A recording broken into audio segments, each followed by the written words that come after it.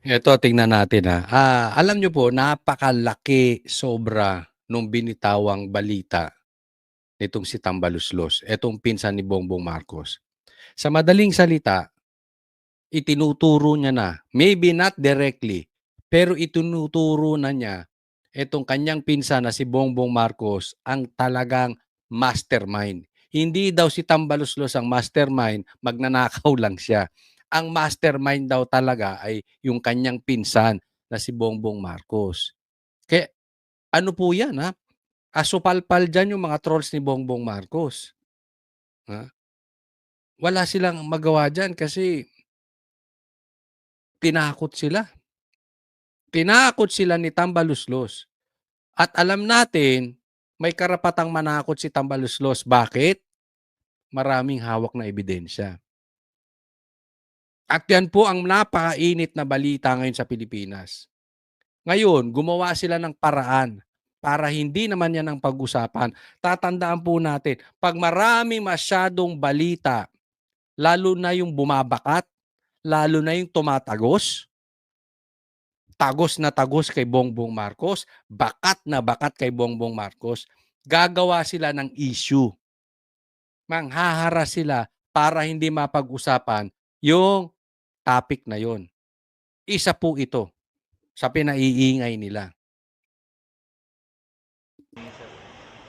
Ang Family KTV na ito may karugtong umanong hotel kung saan nasa 54 na babae ang nasagip ng NBI mula sa umano'y pambubugaw.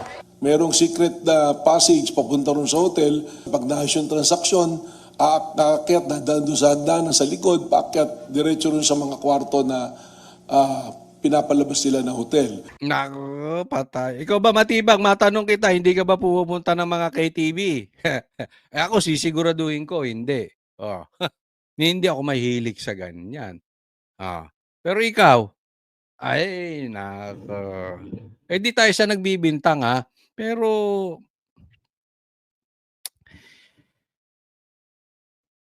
tanga lang. Tanga lang ang hindi nakakaalam na 'tong ginagawa ng gobyernong ito, panghaharas. Idinidikit itong KTV dito kay Depensor. Tingnan natin kung paano nila pinaiikot-ikot. Ito naman si Matibag nagpapagamit. Ang balita ko nga dito, maraming taga-NBI galit na dito kay Matibag. Ang epal-epal kasi, Sabagay napag-uutusan lang 'yan. Sigurado 'yan. Ako yung opinyon ko lang 'to, Pero as far as I'm concerned, I'm sure sa opinyon ko 'to, galing kay Bongbong Marcos 'yan. Pinapatrabaho. Ito naman si Matibag, sunod na sunod. Sabagay, hindi ka naman magiging NBI chief kung hindi ka uto-uto. Hindi, sa panahon ni Bongbong Marcos, sa iba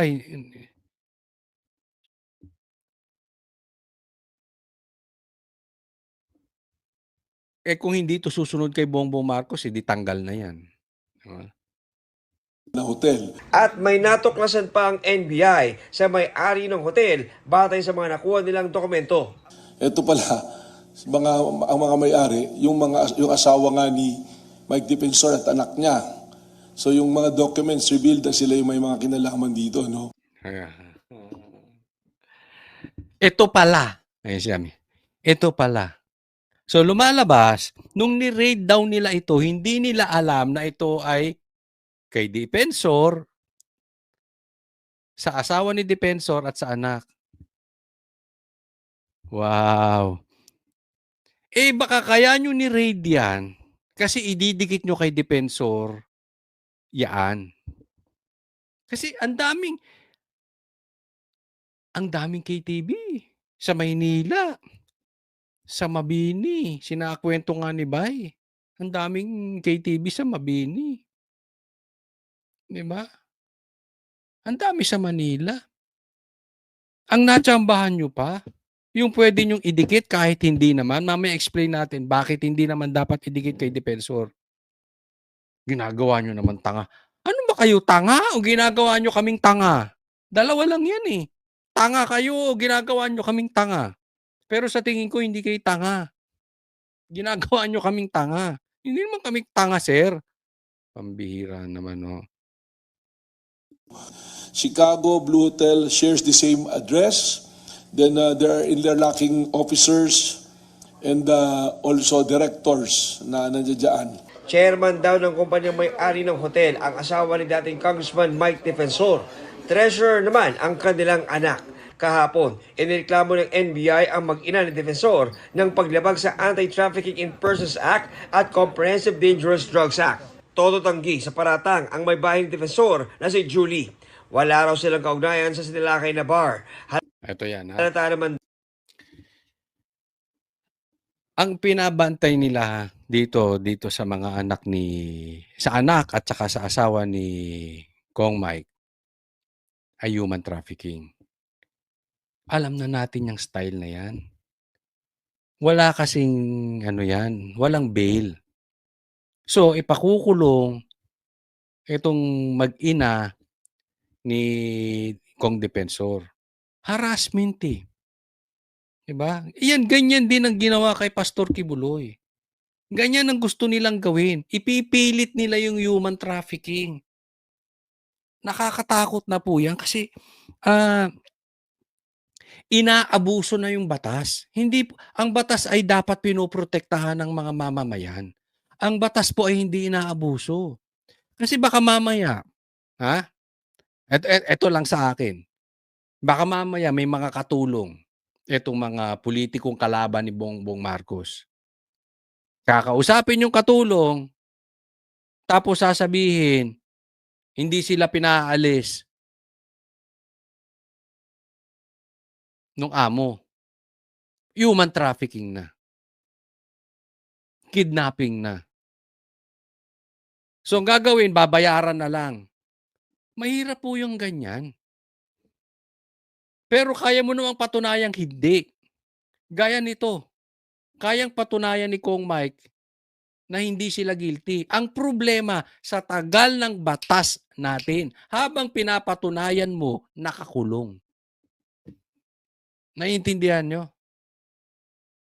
So, yan ang style nila, pipigain ka pag nakakulong ka na.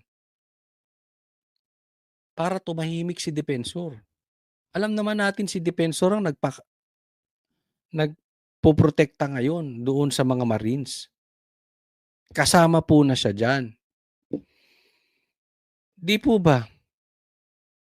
Ito pala, yung KTV na yan ay hindi doon sa mag-ina. Ang sa kanila dyan, building. Sa katunayan, may mga 7-Eleven pa nga dyan sa baba. At korporasyon po yung building. So may umuupa. Halimbawa ako, magpapaupa ako ng condominium. Yung pinaupahan ko, nagdodroga pala. Kasalanan ko. Yung pinaupahan ko, halimbawa ng bahay, yung umupa ron,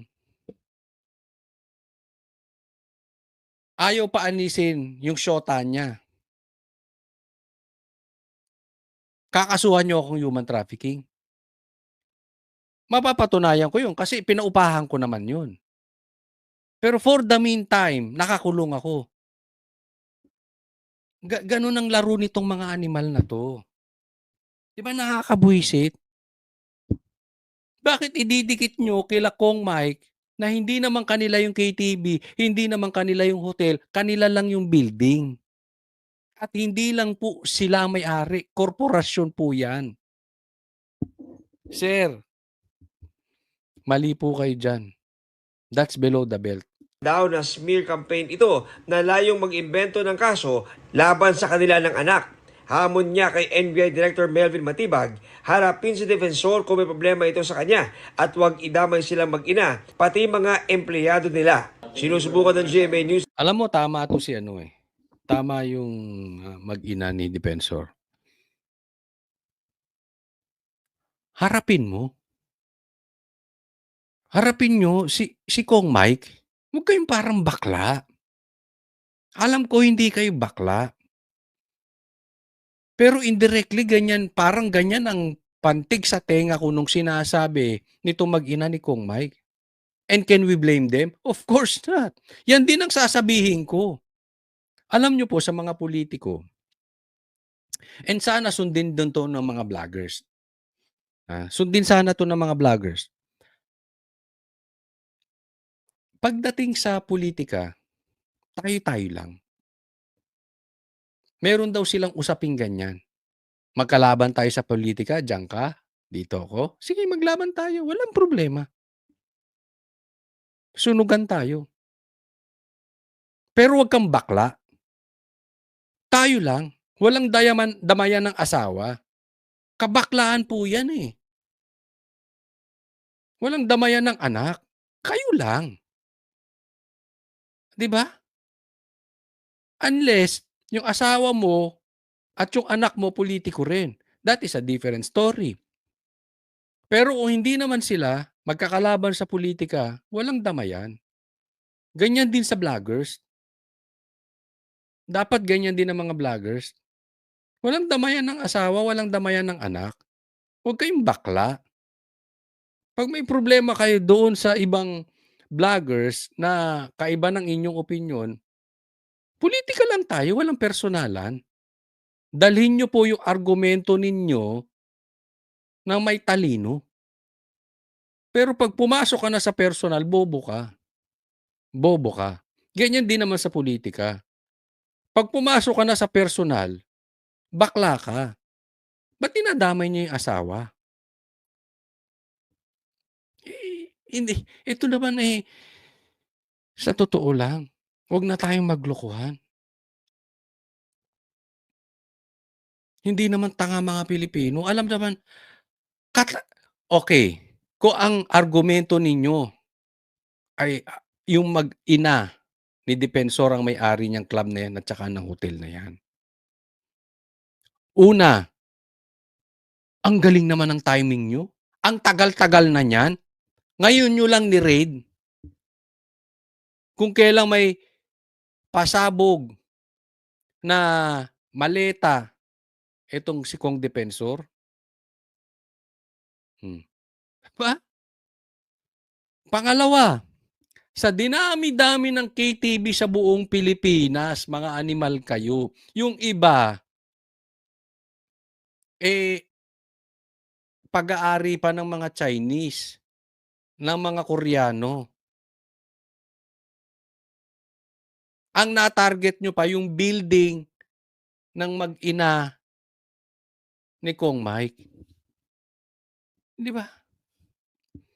Pangatlo, for, discussion purposes, ulitin ko, hindi kila Kong Mike 'yang lugar na 'yan. Okey? Sinabi niya 'yan, yung building lang kanila. Pero for discussion purposes, hindi human trafficking 'yun. Alam naman nung mga tao yung ginagawa nila dun. Hindi po sila pinipuwersa. "Pinanganak ka ba kahapon? Matibag?" Pambihira naman 'no. Katanda mo na, eh. Huwag nga tayong magloko mga lalaki. Ako po hindi ako agree diyan sa KTV na 'yan, hindi ko talaga gusto. Hindi ako sa nagmamalinis, hindi ko talaga gusto yung ganyan. Ang sa akin lang, hindi naman sa malay ba nila Depensor kung ano yung ginagawa dun? Kanila yung building, eh. Numerenta 'yan, 'di ba?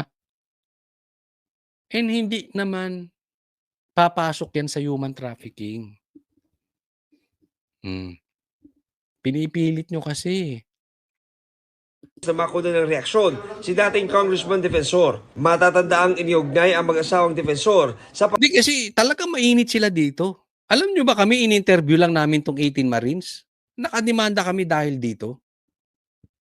Ganyan po sila kainit diyan. Tapos sasabihin nagkataon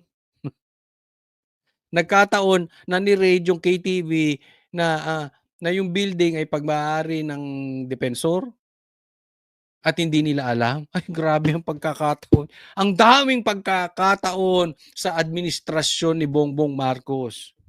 'Di ba? Parang yung prime water, ang tagal-tagal na nun. Issue.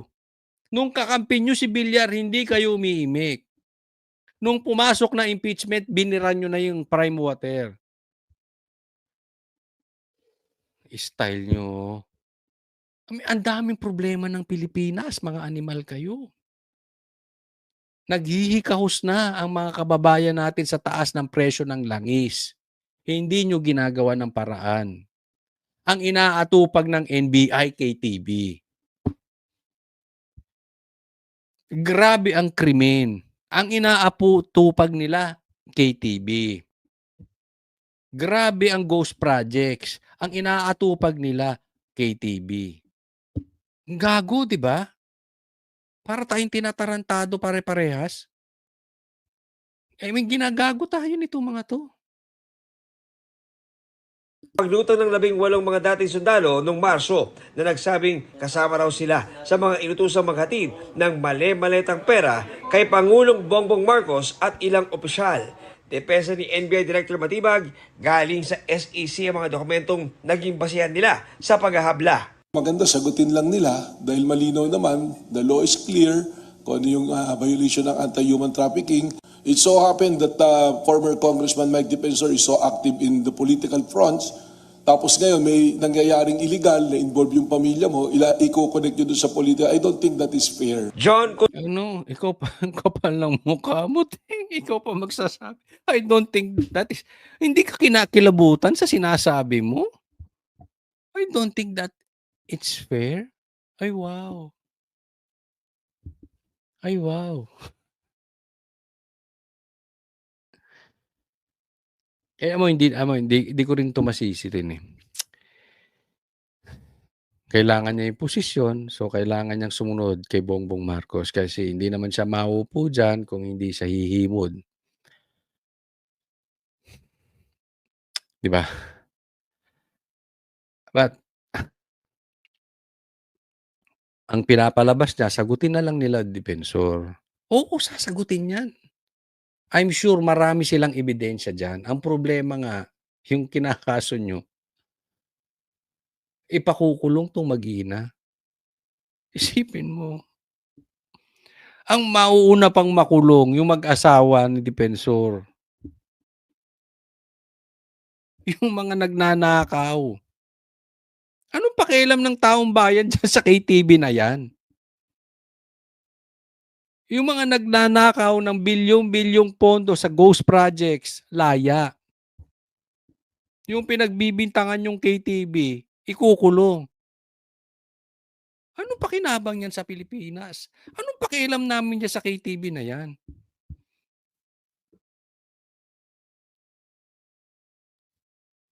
At meron pa kayong guts to say na that is unfair.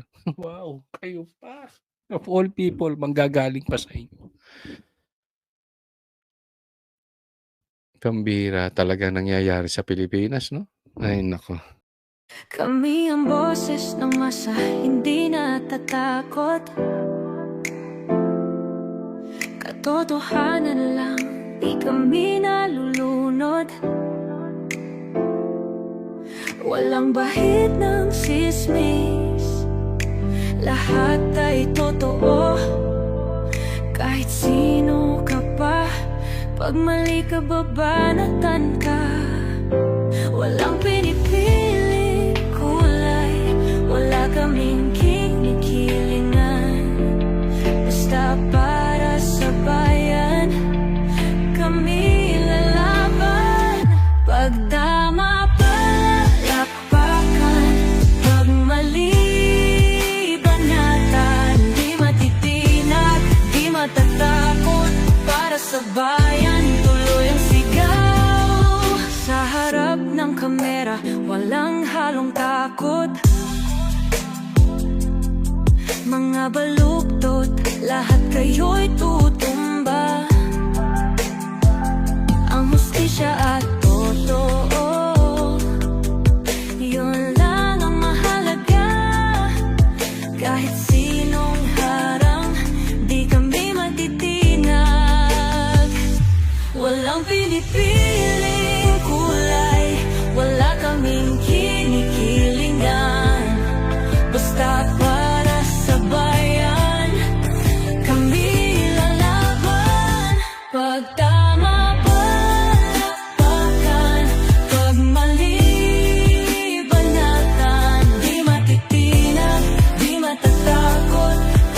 sabay